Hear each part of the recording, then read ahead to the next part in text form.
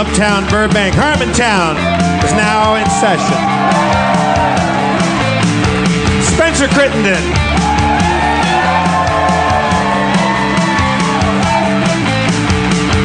He's a man with a plaid pillow because he probably has hemorrhoids. And the mayor of Harmontown, Mr. Dan Harmon.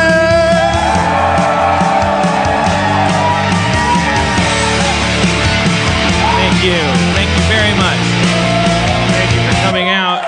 Happy summer, happy Burbank to you. Do you need a better chair? We could get you a chair. Yeah, eventually, sure. Let's put that on a vision board. Are you getting sore buns over there on your plastic chair? I have in the past. I figured it out. You know, these plaid pillows, we got them from Harmon Quest Season 2 tapings. They were bought as mostly, I think, a joke by the people who furnished the green rooms, and then they just gave them to me afterwards because they only bought them as a joke.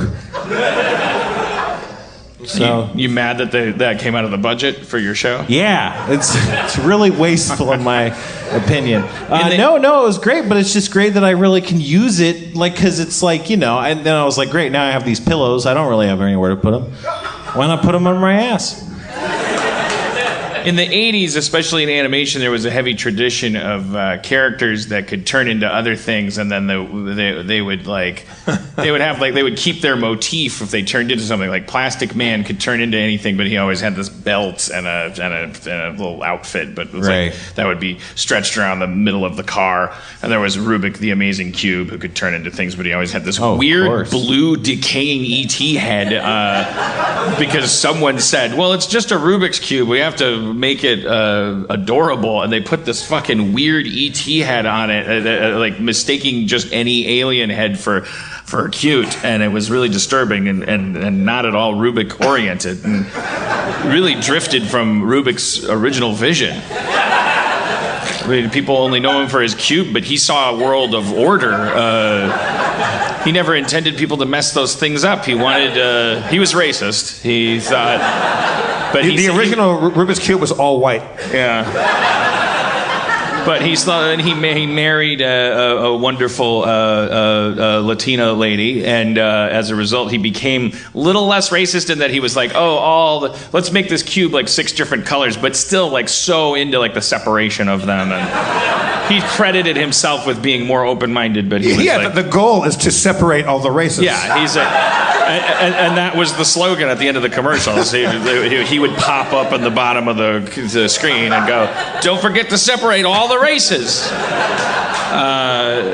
It said "separate but equal!" exclamation point on the box, and he just thought he wasn't racist, and because that's what white people are good at. They're good at fooling themselves into thinking that all kinds of racism is not racist.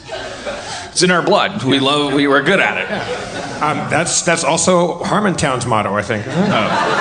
Separate those races.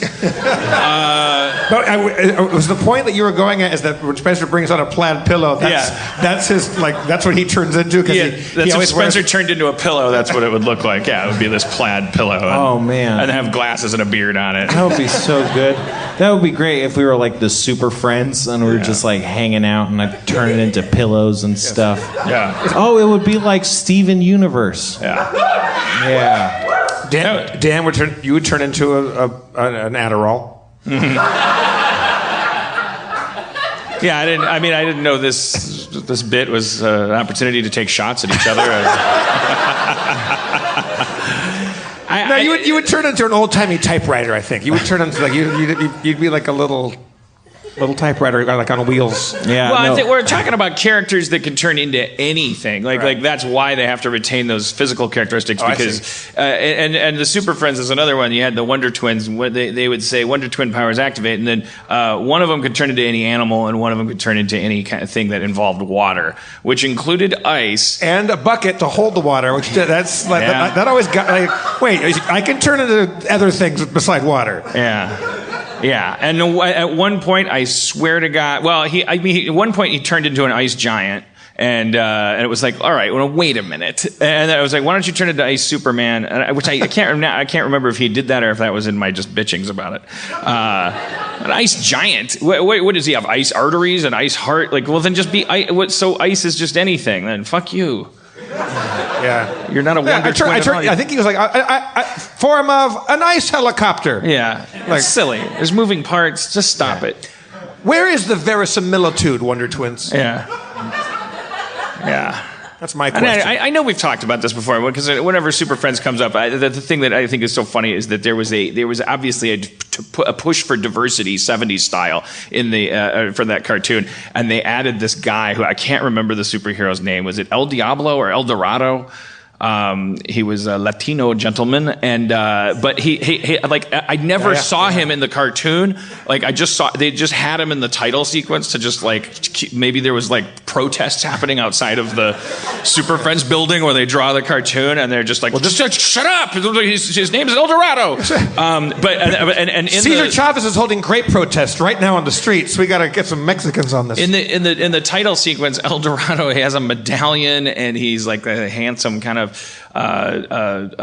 darkly complected man, and he just has this red cape, and he just whips it over his face and disappears.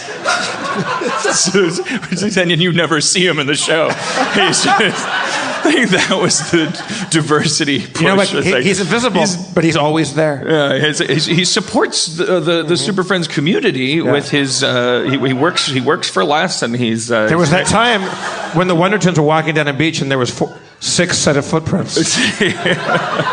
That is how you know when your unfairly paid labor force was carrying you.